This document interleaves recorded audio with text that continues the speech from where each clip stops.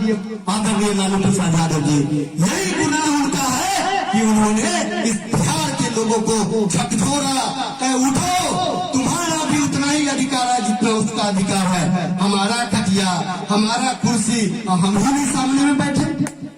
इसी बात के लिए आज तक वो जो सामंती वर्ग है वो नफरत करता है और उन्हें इतने गालियों से नवाजता है।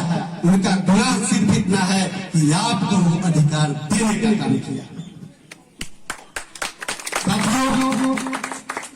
हम भटक जाते हैं चुनाव के वक्त में।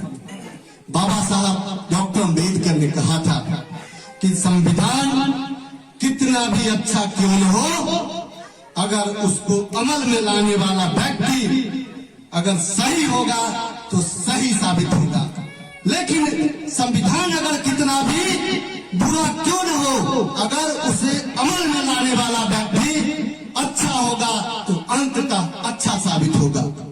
ऐसे कंट्रीब्यूशन उन्होंने देने का काम किया। ये उस समय की बात है जब ये संविधान राजेंद्र प्रसाद जो हमारे राष्ट्रपति थे उनको सौंपते वक्त उन्होंने कहा था। आज क्या हो रहा है? यही हो रहा है कि हमारा शासक सारे संविधान को रख के हमारे साथ छल कर दिया जाता है। हमारे लोग तो उतने समझदार नहीं है,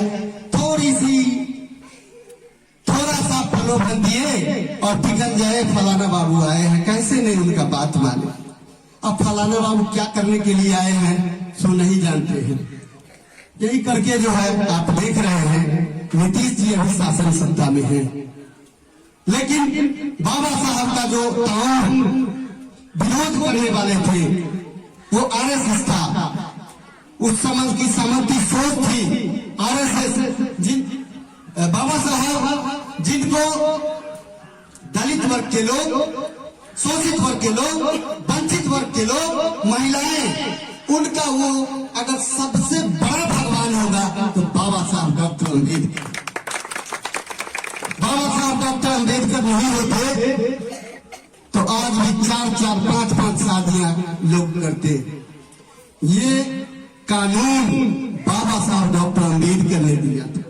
ये बाबा वो बाबा नहीं है, ये बाबा विश्व प्रख्यात है, नॉलेज के रूप में जाने जाते हैं, जिनको कहा जाता है सिंबल ऑफ नॉलेज, ज्ञान का प्रतीक। ये सिर्फ भारत में नहीं पूरे विश्व में ज्ञान के प्रतीक के रूप में मनाया जाता है बाबा साहब को, बाबा साहब की जयंती को। तो महिलाएं चूंकि इस तरह का कार्यक्रम नहीं हो पाता है, लोग उनके बारे में जानकारी नहीं दे पाते हैं। होता तो है, जयंतियां होती है, जयंतियां इसी तरह फूल माला चढ़ा दिए, महज औपचारिकता करके और हम इस टोले से चले जाते हैं।